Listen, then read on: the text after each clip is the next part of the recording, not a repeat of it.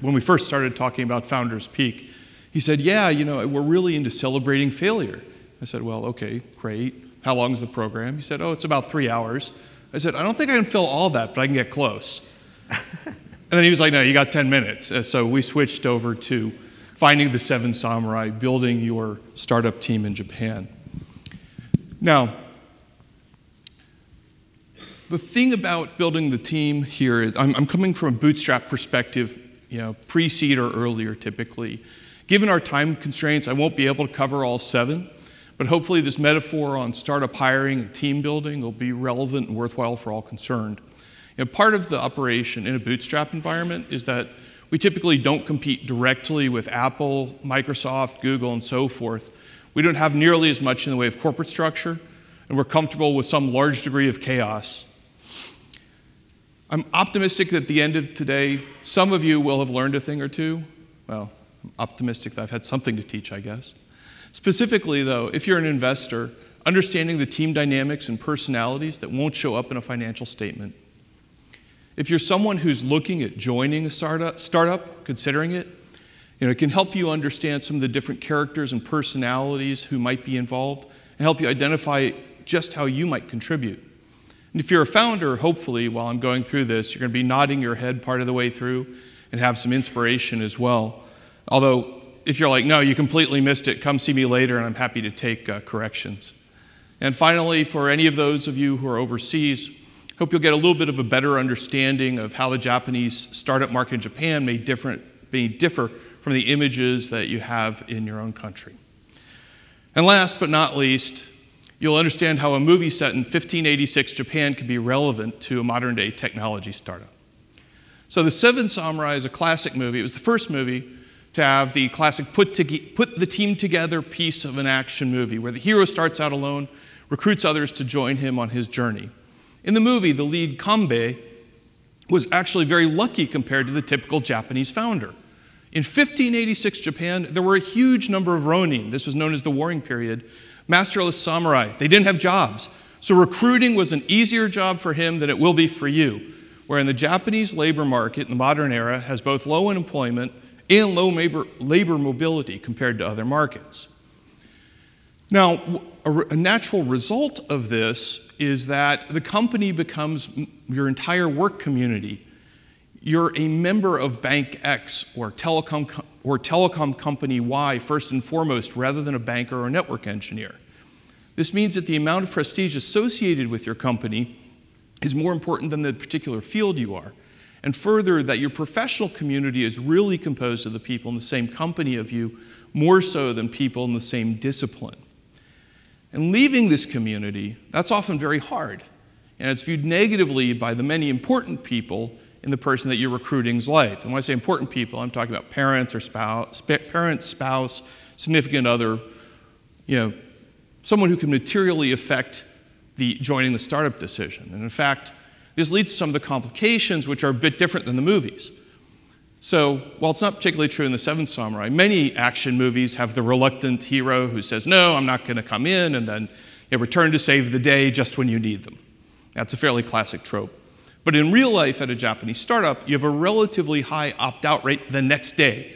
You've gone, you've talked to someone, yes, you're on board, let's do this. And when they go home, they speak to their parents or spouse or whomever in their life, and that person objects, and so the person doesn't join your startup. So one of your jobs as a leader is to learn that part of your job is to anticipate those objections and help set the person up for success in those conversations. Part of it's making sure they're so excited about, yeah, this is great, I really want to do this. And part of it is just figuring out their balance of temperament and how they might fit with you and how they might explain it on to someone else. Now, as a serial entrepreneur who has been through kind of put the band of heroes to get session together for a few times now, I will say Japan in 2023 is much, much, much better than 15 years ago, where joining a startup was statistically unmeasurable on anyone's list of ambitions. Although we have a couple of Japanese founders here tonight demonstrating that it's not statistically immeasurable, but just very unlikely. That still doesn't make it easy. And most founders start with someone they know. And every time they avoid that expensive learning experience of having to go through someone they don't know, and they know how they work together. And so in the movie The Seven Samurai, Kanbei, the hero, goes and finds his old friend Shichiroji as part of the recruiting. Now, they go way back. They've fought together on the same side together before.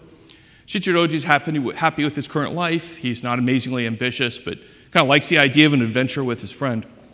And now, the great thing about this kind of hire, and the one that you've worked with and the one you've deep mutual trust with, is that the highest risk objection which shows up to them joining is neutralized. They're not going to go home and get feedback that says, no, you're not allowed to do this. And in my case, my particular Shichiroji is a woman I've worked with through 4 companies. She started working with us as a temporary worker over 10 years ago. She's gone through a variety of different roles, and now at SignTime, she's our web sales manager. I'm lucky to have her working with us. But you're self-aware. You recognize that two of your skills are not sufficient, and that you need another person with other specific skills on the team, possibly to counterbalance you. And this is where I start looking for ways to differentiate from the big tech companies. They have essentially infinite money, as we've talked about, so you can't compete on that particular access. But as a founder, you do have a couple of competitive levers that you can work with: flexibility and ambition and/or opportunity. The flexibility case is best demonstrated by one of the B2B SaaS companies that I invested in, 5 or 6 years ago. This company had someone who wanted to start a singing career, and at the same time, though, singing does not easily pay the rent. And so the founder sat down with her, and they agreed that she could work there 3 days a week at a reduced base salary, but the same commission, so she could practice developing her career. And even with that workload, she was an excellent performer in SaaS sales. And for those founders of you in the audience, you will now be disappointed to hear that she is a professional singer, so no longer available in the job market. We, however, are still very happy that she was able to achieve her dream. And while that sort of flexibility might occasionally be possible in a larger work environment, it's not very common. The opportunity or the ambition case is also somewhat straightforward, but be forewarned, sometimes what looks like ambition is just short-term greed. Someone's looking to job hop to maximize salary over a 6-month or a 12-month period. The best case, though, for the ambitious hire, the opportunistic hire, is to find someone who recognizes where she is in the current corporate hierarchy, and that if everything goes well, a couple of years at a startup can fast forward a career 5 or 10 years and/or 2 or 3 promotions. Big companies cannot do this. It doesn't fit the mold very well. Now, getting back to the movie, in The Seven Samurai, this role is actually played by Kikuchiyo. Now, this is a farmer's son who wants to be a samurai. And he's into it, and he's pretty good at a lot of samurai-type things, but not really riding a horse. And now, to be fair, in some ways, feudal Japan's hiring practices and large company hiring practices are similar. They tend to hire for experience and for pedigree. And as a founder, you have the opportunity to hire for potential. And while there's several types of hiring for potential, I typically think of it not just as a diamond in the rough, but the potential to believe in someone, provide an environment and a set of challenges such that after a couple of years with you, they become superstars. And it's a great feeling to help someone who has been underutilized, underrecognized, but somewhat ambitious person find out just how great they can be. Now, there's a risk to that, of course. That turnover sometimes rears its ugly head, but that's not necessarily bad. Superstars sometimes outgrow your startup. And that's something that many startup founders have to deal with. Part of the challenge is you remember them when they were only this tall when they joined, but now, after a couple of years with you, they're an exceptional performer.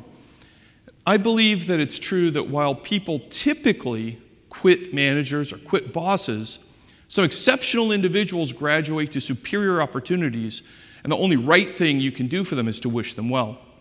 I can think of, a half a dozen cases at least where that's happened to me. It's important they go up materially, though. It's a sideways move for 10% raise. You're not happy. If it's regional head of Asia Pacific at 2 or 3 times what you could pay them, that's great. That's graduation. And they've shown loyalty, following you that far and helping you on your journey. Now, loyalty is important for leaders as well, though, and I think it sometimes doesn't get talked enough about, particularly when you hear about large-scale layoffs at certain companies and so forth. After I'd sold my 3rd company, it was announced that Cisco was purchasing the parent company that had acquired us. I'd been aching to get back to the startup world already, and so I reached out to my boss in California and said, okay, hey, yep, I'll take a package. And he said, yeah, no, that's not on the table. There are no packages. And I thought about it some more and did a little bit of soul searching. After all, I'd had a pretty good exit, some good retention bonuses and so forth. And while searching my soul for the right answer, I also did what anyone in 2017 would do. I asked Google about the responsibilities of a founder after an acquisition. I suppose this week we're supposed to ask ChatGPT. In any case, I found an article written by another founder aimed at founders, identifying the great responsibility of loyalty after you sold the company to the people who came with you on the journey. That's part of leadership, and that really struck home. From that day forward till I left on my own next adventure, I did everything I could to ensure my team had excellent opportunities and positions inside of Cisco, and several of my colleagues there are top performers to this day. Now, the last samurai I'll be referring to is Hayashida-san. Now, Hayashida is actually not the best swordsman. Yeah, spearman, he's not amazing when it comes to fighting, but he's really amiable. Gets along with people. In Japanese English, he'd be called a mood maker. In English, he'd be the glue guy. Now, he self-identifies as being from the very famous sword school of woodcutting. So if you're from the woodcutter school, you're not very good, right? He understands where he fits. And that person, although that may not be the 10x or 100x engineer that you're looking for, mentally, that may be the glue that leavens the bread for your team. And that was a poor mixed metaphor. In any case, we've got three people at this point in addition to yourself. Your old colleague, the ambitious peasant, and then Hayashida. And it's not obvious that those are all the people that you need. In fact, they go on to have other samurai who come in. But I do know that over the course of your experience, there also end up being some benefits to being an entrepreneur that are not obvious. So you have this group of people, you've gotten to know them well. And in my case, I was leaving Cisco to go do SignTime, and I told the team, hey, come talk with me if you want. No, this doesn't go on your performance review or anything. We can talk about anything, no agenda, I'm just available. And my team member was kind of my Hayashida-san, came in.